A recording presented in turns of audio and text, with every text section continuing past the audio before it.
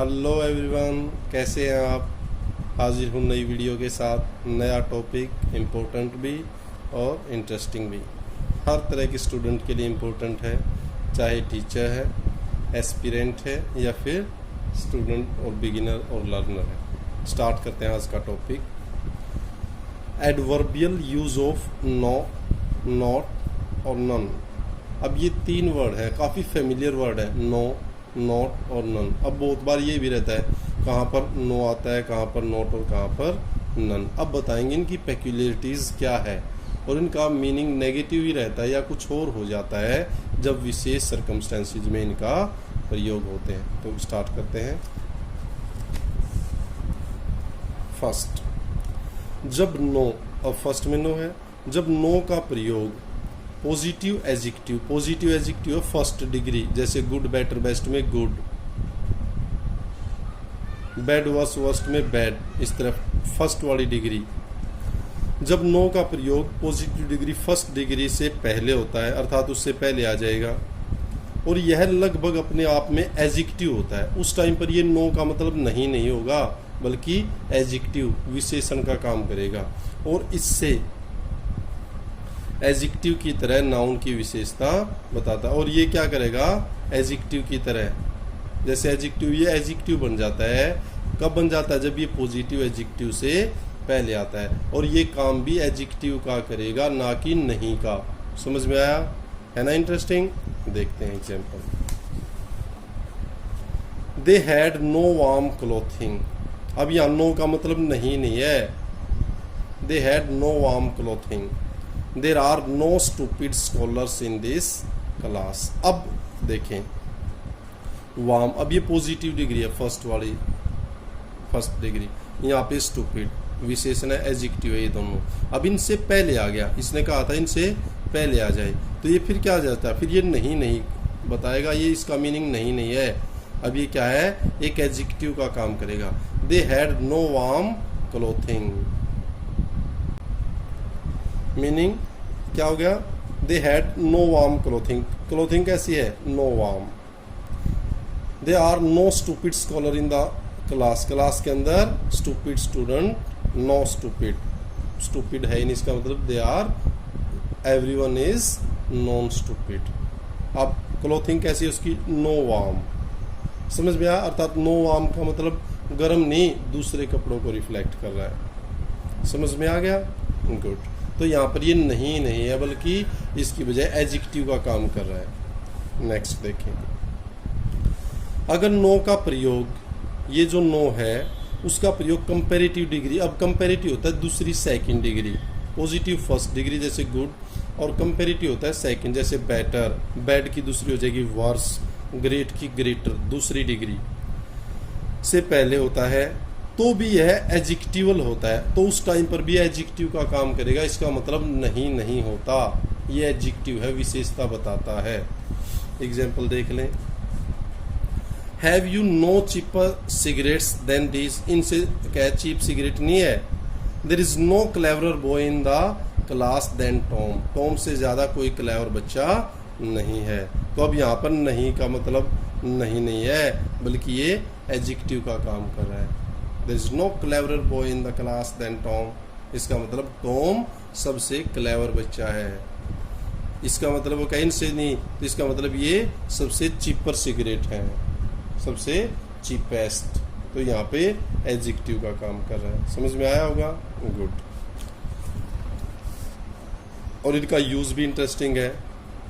आप कई बार कह देते हो ना, भाई ये तो इससे चीप होना चाहिए, तो आप क्या कह देते हो, these are the cheapest cigarette, और उसकी बजाय आप क्या कहते हो, हैव। अब इसमें कह देंगे we have no cheaper cigarette और शूज और क्लोथ्स देन दिस।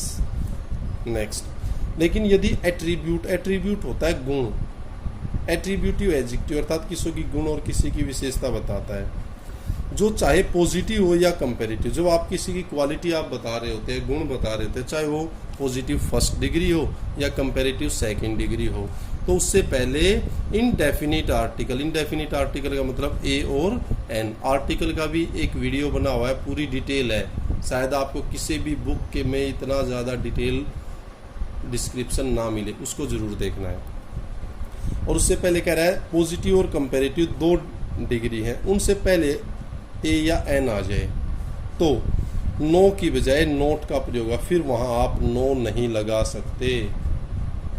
अगर किसी के एट्रीब्यूट गुणों की बात कर रहे हैं तो उस सेंस में नो का प्रयोग नहीं होता है, बल्कि उसकी जगह नोट लगता है। एग्जाम्पल देख ले और क्लियर हो जाएगा।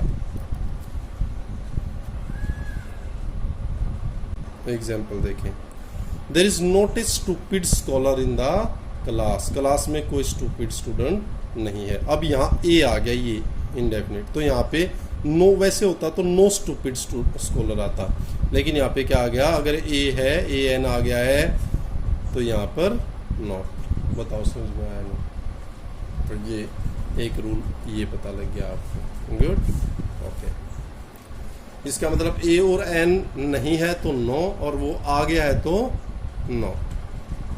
नेक्स्ट देखें, नोट का प्रयोग उस नाउन से पहले भी होता है जो ए और एन के बाद आती है। अर्थात ए और एन के बाद जो भी नाउन आएगी उससे पहले भी नोट लगता है, चाहे वो एडजेक्टिव से क्वालिफाई न हो। अर्थात एडजेक्टिव उसकी क्वालिफाई अर्थात उसकी विशेषता बताता हो या ना बताता हो। एग्जाम्पल में देखें, not a person could tell us the way. अब यहाँ पे जो आपको बताया गया है, क्या बताया था कि कोई नाउन है, नाउन से पहले ए और एन, इसका मतलब ए और एन के बाद ये नाउन आई है, ये आ गई। फिर ये कह रहा है ये एडजेक्टिव, चाहे वो एडजेक्टिव की क्वालिफाई ना करती हो, लेकिन वहां पे क्या आएगा, नोट। अब ये जैसे not a person could tell us the way, कि हमें कोई भी व्यक्ति रास्ता नहीं बता सका, not a person. Not a morsel of food was wasted, भी भोजन का एक कण, मोर्सल होता है बिल्कुल छोटा सूक्ष्म कण, भी वेस्ट नहीं गया। तो अब यहाँ पे क्या आ गया, नोट। अब यहाँ पे इसकी विशेषता नहीं बता रहा है, क्वालिफाई नहीं कर रहा है नाउन को, लेकिन अगर ऐसी है सेंस कि ए और एन है, ए और एन के बाद नाउन है, तो उससे पहले नोट आता है, ना कि नो। नो ए पर्सन कभी नहीं आएगा। समझ में आया? एरर में भी काफी यूजफुल है ये। Next point, adverbial no. Adverbial no का प्रयोग केवल कंपैरेटिव एडवर्ब और कंपैरेटिव एडजेक्टिव से पहले प्रेडिकेट के रूप में होता है। अब आपको माइंड में आएगा प्रेडिकेट क्या होता है। प्रेडिकेट का किसी दिन एक सेपरेट पूरी वीडियो इसके ऊपर बनाऊंगा, लेकिन अब आप ये ध्यान रख लें कि अपने आपके मेन रियल सब्जेक्ट को छोड़कर जो सेंटेंस बच जाता है उसको प्रेडिकेट बोलते हैं। फिर बता रहा हूँ, आप सब सेंटेंस है कोई, उस सेंटेंस के सब्जेक्ट को छोड़ करके जो बाकी बच गया वो सारा प्रेडिकेट है, वर्ब है, ऑब्जेक्ट है, वो सब प्रेडिकेट के अंदर काउंट होता है। समझ में आया? तो अब ये कह रहा है एडवर्बियल नो का प्रयोग होगा अगर कंपैरेटिव एडवर्ब है हो या फिर कंपैरेटिव एडजेक्टिव। कंपैरेटिव एडजेक्टिव विशेषण है या फिर एडवर्ब वर्ब की विशेषता बताता है, और वहां भी कंपैरिजन है, तो वहां पे क्या होगा, नो का यूज होएगा। एग्जाम्पल देख लें, the bus will get you there no sooner than the train. The bus will get you there, bus वहां आपको ले जाएगी, no sooner than the train, अर्थात भाई ट्रेन भी उतने ही जल्दी ले जाएगी और बस भी, इसका मतलब वो उससे पहले नहीं लेके जाएगी, साथ में लेके जाएगी। He is no older than I am, वो मेरे से ज्यादा ओल्ड नहीं है, बूढ़ा नहीं है, अर्थात वो इतनी एज का जितना मैं हूं। समझ में आया? क्लियर? तो ये अब यहाँ पे अब इसने क्या कहा था कि कंपैरेटिव एडजेक्टिव या कंपैरेटिव एडवर्ब। अब यहाँ पे कह दे, जैसे ये कह रहा है, यहाँ पे आपने देखा ये था comparative adverb no sooner than, ये देन कंपैरिजन के लिए हमेशा देन का प्रयोग होता है, और यहाँ ओल्डर देन ये एडजेक्टिव है। समझ में आया? कोई सेपरेट वीडियो भी बनाऊंगा एडवर्ब और एडजेक्टिव के बीच में क्या डिफरेंस होता है। क्लियर है? नेक्स्ट देखें, लेकिन पॉजिटिव एडजेक्टिव फर्स्ट डिग्री कहने का मतलब, या पॉजिटिव एडवर्ब का प्रयोग यदि प्रेडिकेट के रूप में हो तो वहां नोट का प्रयोग होता है।